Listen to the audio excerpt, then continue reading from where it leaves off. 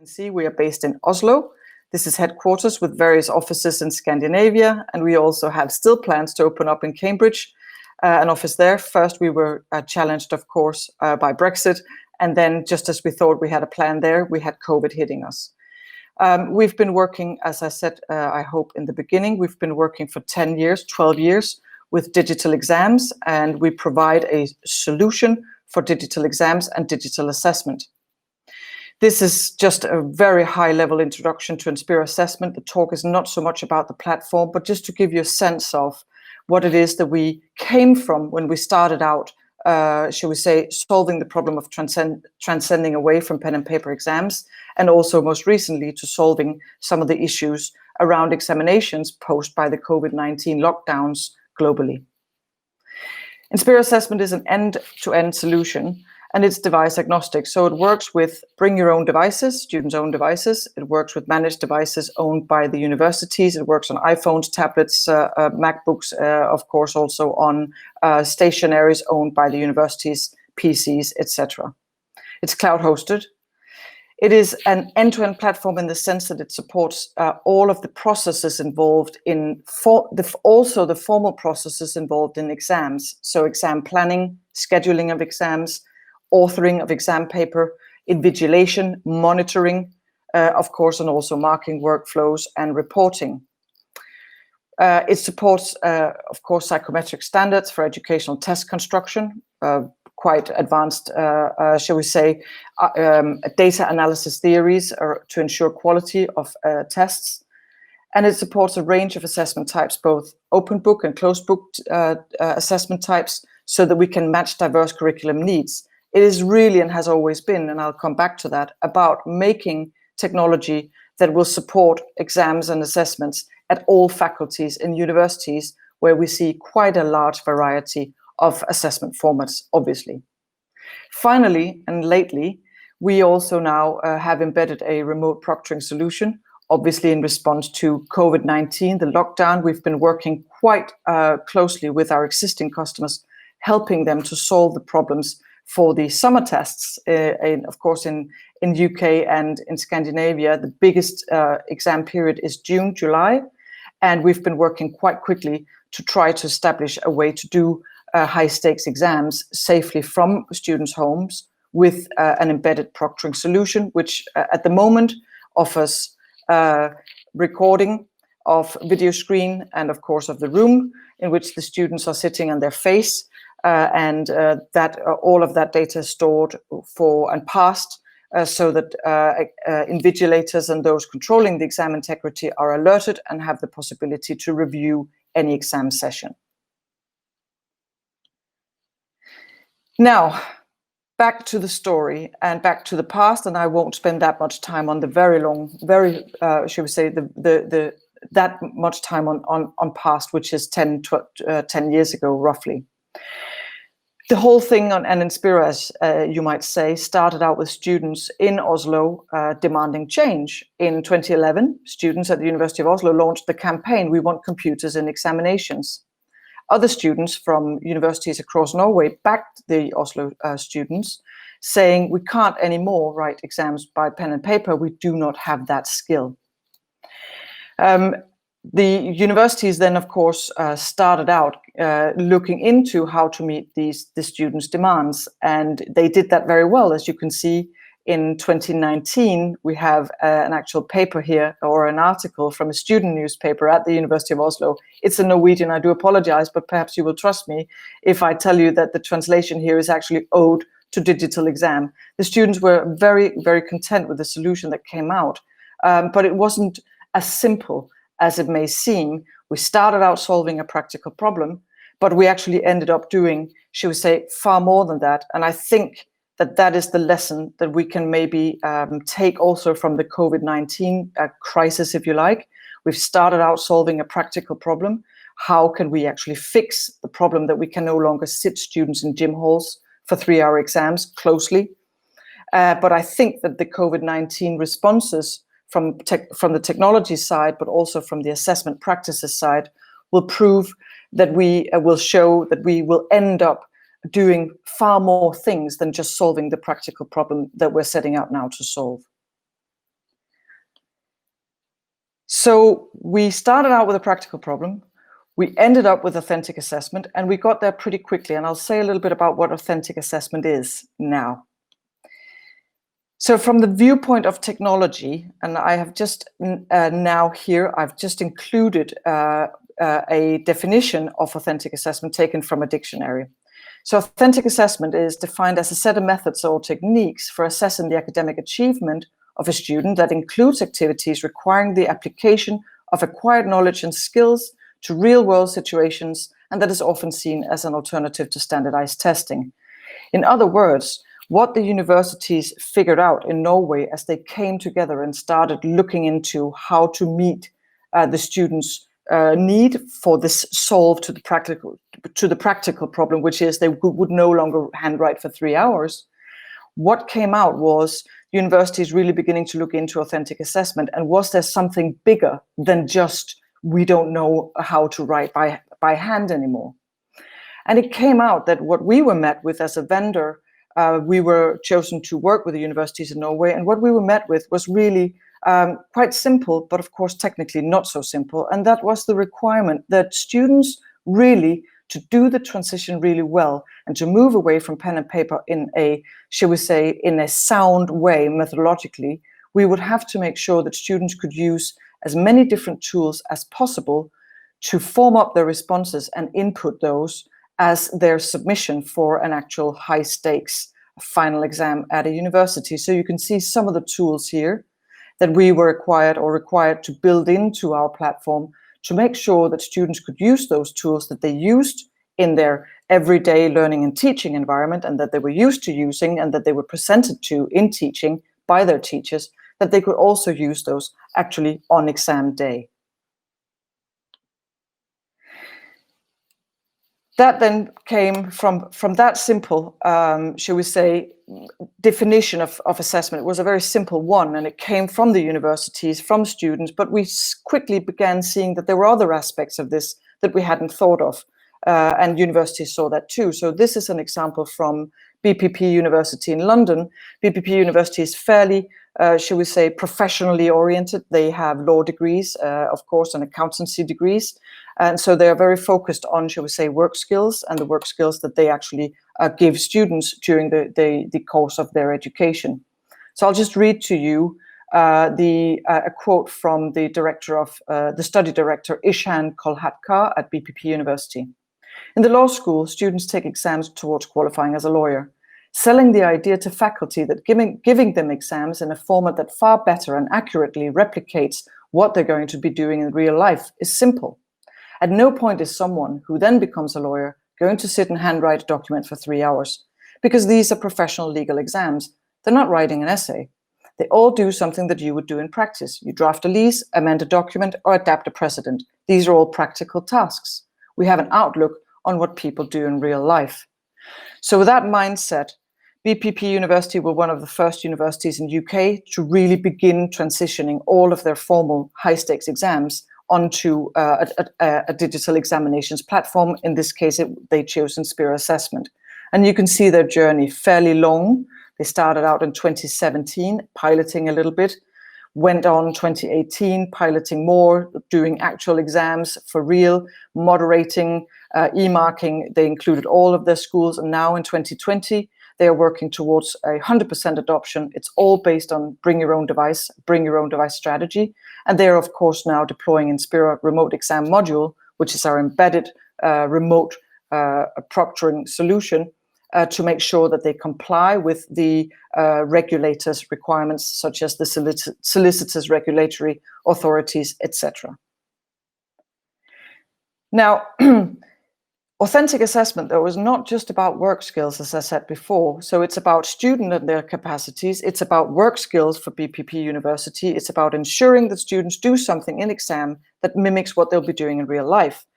But it's also actually, if you look at some of the customers that we have, and I've included here a selection of customers, quite a lot of heavily research-oriented universities are also on this journey.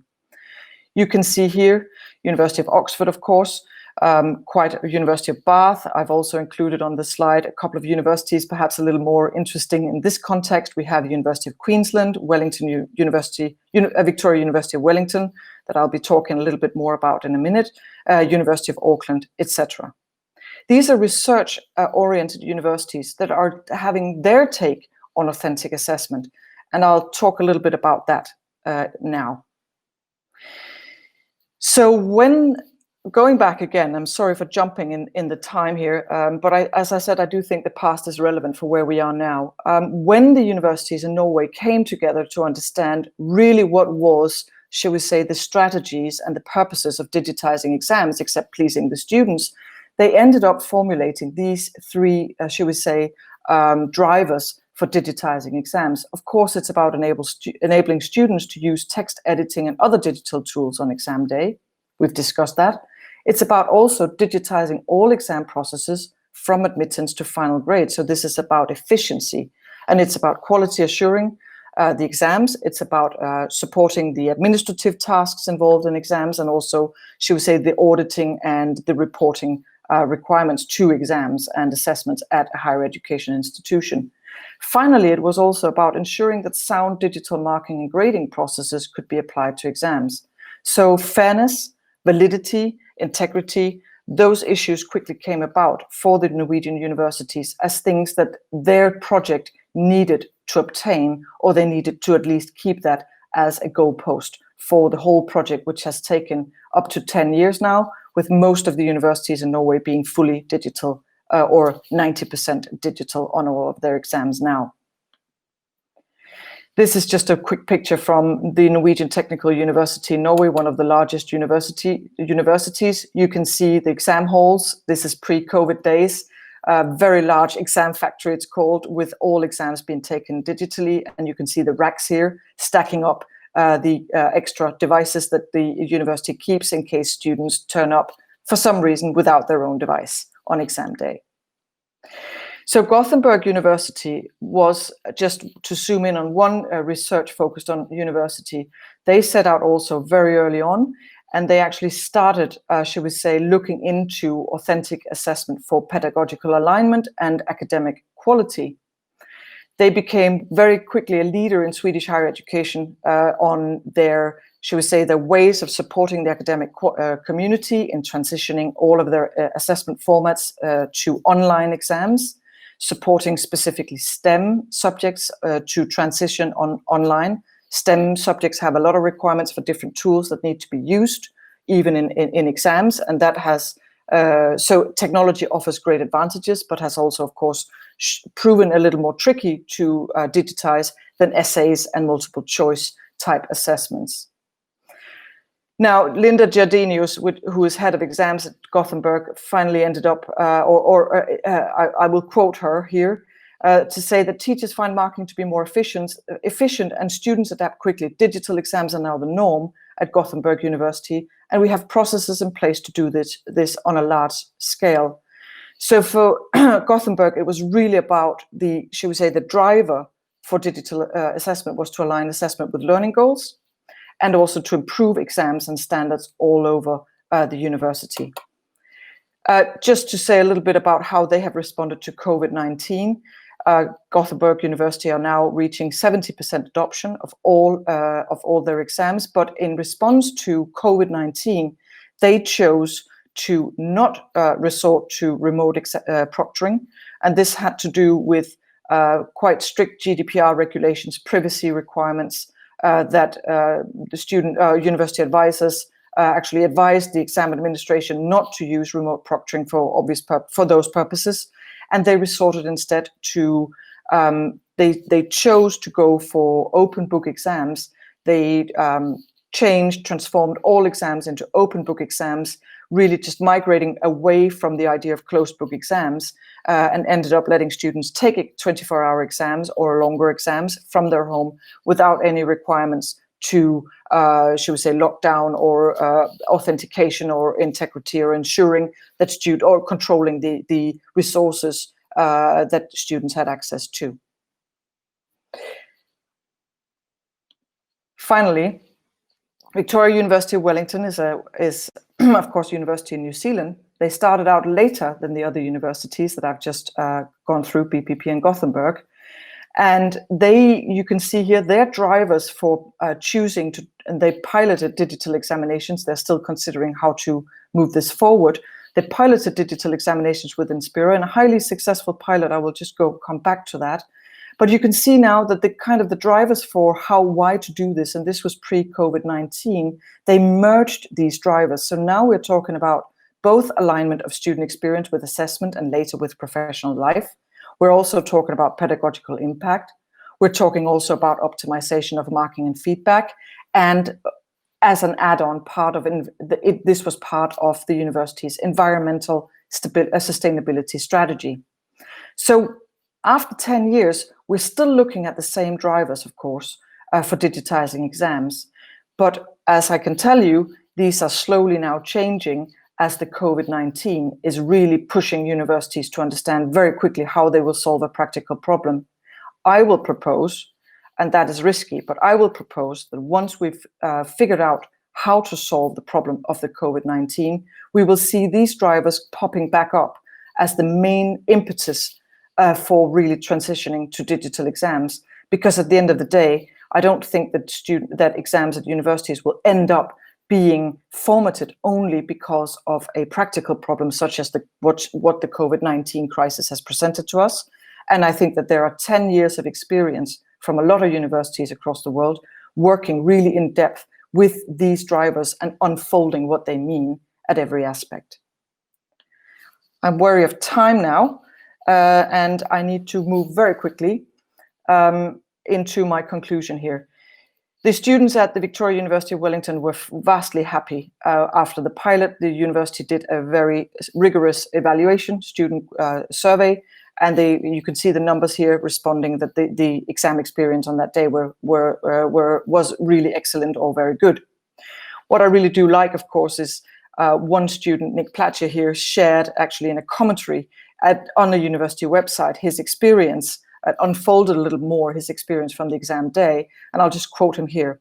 Students today write every assignment on their computer, and the vast majority uses them as note takers, despite the warning of lecturers. Digital exams are just the same and exactly like what we already know. Digital exams are here, and if I had my way, I would never do a written exam again. So again, we see the same thing for students. After 10 years, it is about getting rid of the pen and paper for the actual exam day, recognizing that this is not how they actually learn, and it's also not what they will be doing when they graduate and end up in employment later on. So what are the trends that we've seen in 2020? As I've said already, and this is my concluding slide, COVID-19, of course, the lockdown just turned everybody's world upside down, also for us as a technology provider to higher education. We've seen that universities have been really trying and very, very quickly experimenting. This has been fast tracking, really, should we say, the experimentation with technology in all of the universities, and all of our existing customers have been trying out very many different solutions during the course of the last 6 months. We've seen two trends, and I've already touched on them. Those universities that could, they started out experimenting with live remote proctoring on top of their VLEs, their LMSs, Inspira assessment, various exam online tools, so that they could maintain the closed book high stakes examinations in the format, just taking the format that they were used to and putting them, shall we say, on remote, letting students take them from home. Some universities were better equipped to do that. Some universities were not. The other universities here chose to redesign their assessments into open book 24-hour assessments, and simply getting rid of, shall we say, the requirements against the requirements to closed book exams and the requirements to scrutiny, invigilation, monitoring, restricting access to tools. And some of those universities are now coming back to us saying students have, after the exam period, July and June, students are now questioning the integrity of that exam. And some universities are still in a flux as to how are we going to actually solve this in long term in the future. We don't know where the universities will go. Will they end up just discarding high stakes exams? Will students still trust the validity of exams? Will employers? That's a very good question. But what I do think we can say is that we've seen a development and an experimental lust or need by the universities in the past 6 months that completely overtakes anything we've seen in the past 10 years in this area. Exams are formal events, and universities do not lightly go into experimenting with transitioning to digital or new assessment formats, but they've been forced to now. And what we do see is that universities are very, very quickly now changing assessment formats, changing tools, changing requirements, changing platforms. And I think that one of the main blockers that we have discussed for many, many years around the concept of lifelong learning, shorter courses, shorter accreditation courses by the universities in response to changing student demographics, that whole problem solving, we will have a great advantage in solving now that we've already started with this very heavy experimentation with new assessment formats against technology development and new assessment formats. And this kind of parallel run will really help universities, I believe, in figuring out how to do short courses on remote with secure and, shall we say, credible accreditations at the end. Thank you. I believe we might have questions now, and I see that questions are coming in. Let me go to see some of the questions here I have a document here. We have very little time. I can see we must finish on time, so I will choose to respond to one question only. And this is from Linda, who's asking, was this innovation co-designed with students? And Annie already replied. I think the proportion of universities using online assessment by 2013, I think, if I'm allowed to speculate, that we will see at least 70% of universities globally using digital examinations. With the speed we're seeing now, the way it's going, this is coming. And we are all just working really hard to get there. Thank you very much. I think the time is up now. Thank you very much for your attention, and I do hope that we will get a chance to reply to some of all these questions in another format.